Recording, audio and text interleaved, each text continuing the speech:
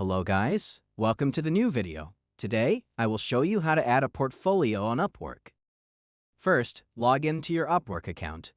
Go to your profile by clicking on your profile picture in the top right corner. Click on Edit Profile. Scroll down to the Portfolio section and click on Add Portfolio Item. Choose the type of work you want to showcase, such as images, videos, or documents. Upload your work and provide a description and relevant details. Click Save to add it to your portfolio. If this video was helpful, don't forget to subscribe to the channel. See you in the next video.